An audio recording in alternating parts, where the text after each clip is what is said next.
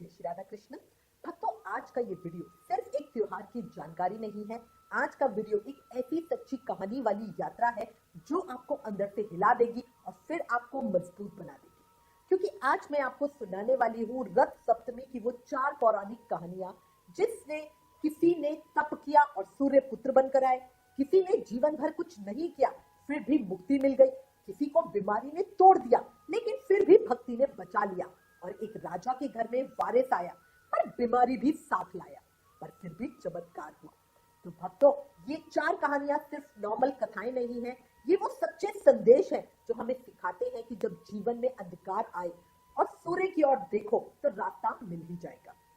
Video को last तक जरूर देखना क्योंकि आखिरी कहानी आपको बहुत प्रेरणा देगी। और हाँ, वीडियो शुरू करने से पहले एक छोटी सी रिक्वेस्ट, अगर आप चैनल पर नए हो तो सब्सक्राइब कर देना, बेल आइकन जरूर प्रेस करना ताकि ऐसे ही व्रत त्योहारों की अन्य जानकारियां आपको समय समय पे मिलती रहे। चलिए भक्तों, अब एक जयकारी के साथ शुरू करते हैं। बोलो सूर्य नारायण भगवान की जय, माघ मास के ठाकुर की जय। शास्त्रों के अनुसार माघ मास के शुक्ल पक्ष की सप्तमी यानी रथ सप्तमी के दिन से ही सूर्य देव ने समस्त जगत को अलौकित करना शुरू किया था। इसलिए इस तिथि को सूर्य जयंती भी कहा जाता है। सरल शब्दों में कहें तो रथ सप्तमी के दिन सूर्य देव का प्रादुर्भाव हुआ था, प्रकटे हुआ था, यानी ये दिन सूर्य देव का जन्मोत्सव माना जाता है। सूर्य देव के पिता थे ऋषि कश्यप और माता थी अदिति। भक्तों, सूरज सिर्फ रोशनी नहीं देता, सूरज हिम्मत देता है, सूरज नई शुरुआत देता है और सूरज हमें याद दिलाता है कि रोज गिरकर भी जो उठ जाए वो सूर्य जैसा बन जाए। आज की कहानी सुनने से पहले आप एक छोटा सा काम कीजिएगा। सूर्य देव को जल अर्पित करके गाय के घी का एक दीप प्रज्वलित करिए और फिर हाथ में फूल और दक्षिणा लेके प्रेम और श्रद्धा से इन कहानियों को सुनिए। इससे आपको रथ सप्तमी का पूर्ण फल मिलेगा। अब एक जयकारी के साथ शुरू करते हैं। बोलो सूर्य नारायण भगवान की जय, माघ मास के ठाकुर की जय। भक्तों, ये कहानी है माँ अदिति की, एक ऐसी माँ जिसने अपनी संतान पाने के लिए सिर्फ इच्छा नहीं की, तपस्या भी की। सृष्टि की उत्पत्ति के समय कश्यप ऋषि की पत्नी अदिति ने भगवान सूर्य को प्रसन्न करने के लिए कठोर तप किया। वो दिन रात एक करके बस यही प्रार्थना करती थी, हे प्रभु, आप मेरे पुत्र बनके जन्म लीजिए। कल्पना कीजिए भक्तों, एक माँ की गोद खाली हो लेकिन उसकी श्रद्धा भरी हो, विश्वास भरा हो, तो वो गोद खाली रह ही नहीं सकती, वो भगवान तक को अपने पास बुला लेती है। सूर्य देव अदिति माता की तपस्या से प्रसन्न हो गए। उन्होंने उन्हें वरदान दिया कि मैं तुम्हारे पुत्र रूप में जन्म लूंगा। सूर्य देव ने अपनी 7 किरणों में से एक किरण, जिसे सुषमन्ना कहा गया है, उसी के माध्यम से माता अदिति के गर्भ में प्रवेश किया। और फिर जिस दिन सूर्य देव का जन्म हुआ वो दिन था माघ शुक्ल सप्तमी। इसी कारण माता अदिति से जन्म लेने के कारण ही सूर्य देव का नाम पड़ा आदित्य। भक्तों, ये सिर्फ नाम नहीं, ये संदेश है कि जब श्रद्धा सच्ची हो तो भगवान भी परिवार में स्वयं प्रकट हो जाते हैं। अब आप सोच रहे होंगे कि रथ सप्तमी क्यों कहते हैं इस दिन को, सूर्य जयंती में कहना चाहिए रथ सप्तमी क्यों? तो देखो, विष्णु पुराण के अनुसार सूर्य देव के रथ में 7 घोड़े होते हैं और उन्हीं 7 घोड़ों के कारण इसे कहा गया है रथ सप्तमी। इन 7 घोड़ों के नाम बताए गए हैं गायत्री, बृहति, उषित, जगति, त्रिष्टपु, अनुष्टपु, पंक्ति। ये 7 घोड़े प्रतीक है सप्ताह के 7 दिनों के। सूर्य की 7 किरणें जीवन की 7 शक्तियां, और सूर्य के रथ का पहिया दर्शाता है वर्ष को और उसकी 12 तिल्लियां दर्शाती है 12 महीनों को। मतलब भक्तों, सूर्य देव का रथ सिर्फ रथ नहीं, ये समय चक्र है, ये जीवन की गति है। समय वही समझता है जिसने सूरज को चलते देखा है। अब सुनिए असली कारण जो इस दिन को और भी खास बना देता है। कहा जाता है जब सूर्य देव लंबे समय तक खड़े रहे तो उनके पांव दुखने लगे। भगवान भी जब जिम्मेदारी निभाते हैं तो उन्हें भी थकान महसूस होती है, लेकिन वो रुकते नहीं। सूर्य देव ने भगवान विष्णु के सामने अपनी समस्या रखी और भगवान विष्णु, जिन्हें पालन करता कहा जाता है, उन्होंने सूर्य देव को दिया हीरे जड़ित स्वर्ण रथ और उस रथ के साथ ही बने अरुण देव, गरुड़ जी के भाई। जिस दिन सूर्य देव को ये दिव्य रथ मिला वो दिन था माघ शुक्ल सप्तमी, इसीलिए इसे कहा गया रथ सप्तमी। बोलो सूर्य नारायण भगवान की जय। भक्तों, अब जो कहानी मैं आपको सुनाने वाली हूँ वो दिल को छू जाएगी। ये कहानी है एक गणिका की। अब गणिका का जीवन ऐसा था कि उस उसने पूरे जीवन में कभी कोई पूजा का काम ही नहीं किया, कोई दान पुण्य नहीं किया, उसका तो पाप का काम था। कोई भजन नहीं किया। समय गुजरता गया और एक दिन उसके जीवन का अंत समय आ गया। अब मौत जब सामने आती है ना भक्तों, तो इंसान को एहसास होता है कि उसने अपना जीवन व्यर्थ कर दिया। और यही गणिका को लग रहा था और वो सोच रही थी कि मैंने जीकर क्या कमाया। उसने कांपते कदमों से जाकर वशिष्ठ मुनि से कहा, हे महात्मन, हे मुनिवर, मैंने तो जीवन भर कुछ अच्छा काम ही नहीं किया, तो मुझे मुक्ति कैसे मिलेगी। तो भक्तों, उस वक्त उसकी आंखों में डर नहीं था, पछतावा था और एक उम्मीद भी थी, एक विश्वास भी था कि शायद अब भी कुछ बच सकता है। वशिष्ठ मुनि ने कहा, माघ मास के शुक्ल पक्ष की सप्तमी यानी अचला सप्तमी, इस दिन किया गया दान पुण्य 1000 गुना फल देता है। और मुनि ने उसे उपाय भी बताया। सप्तमी के दिन पवित्र नदी में स्नान करके सूर्य देव को जल अर्पित करके दीपदान करो। दिन में एक बार बिना नमक का भोजन करना।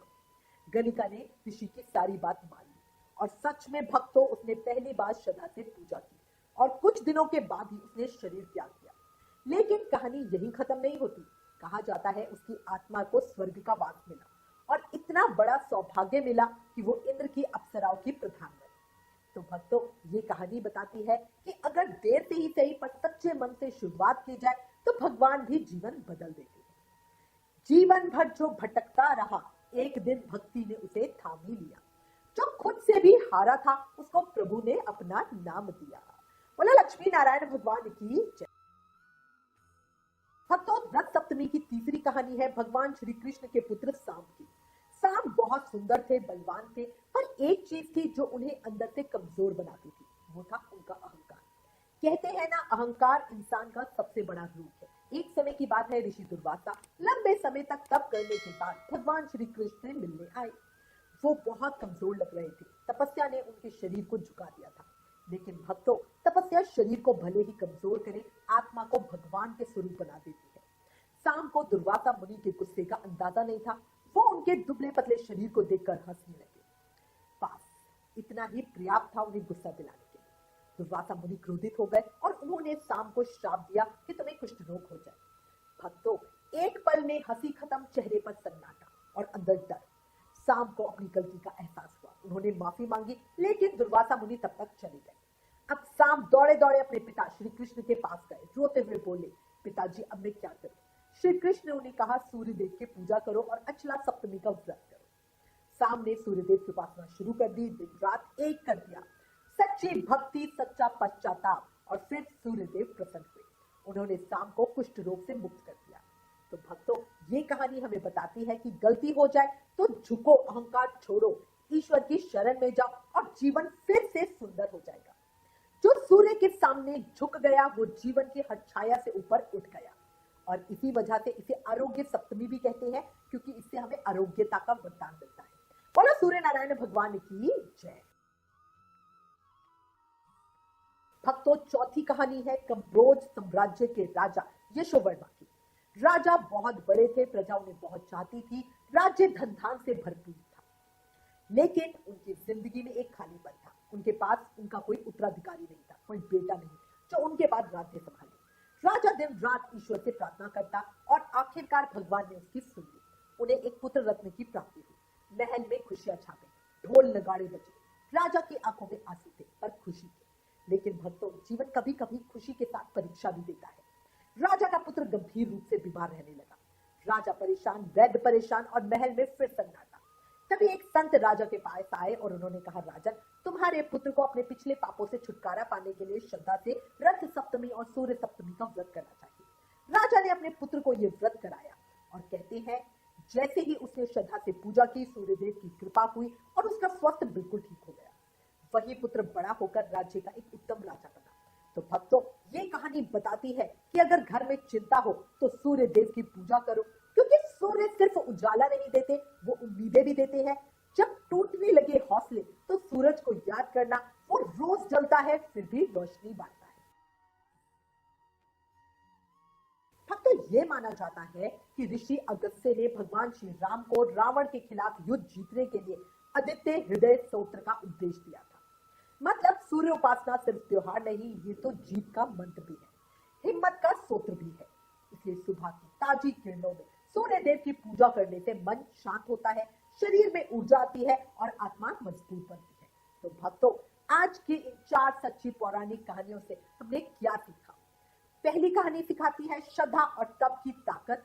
दूसरी कहानी सिखाती है देर से भी सुधार हो सकता है। तीसरी कहानी बताती है अहंकार का अंत और भक्ति का चमत्कार। और चौथी कहानी आशा और विश्वास की जीत। तो भक्तों, अगर आप जीवन में किसी भी बुरे दौर से गुजर रहे हो, तनाव, बीमारी, रुकावट, डर, असफलता, तो बस एक बात याद रखना, सूर्य देव की तरह चमकना है तो अंधेरों से डरना नहीं है। बस कदम उठाते चलिए।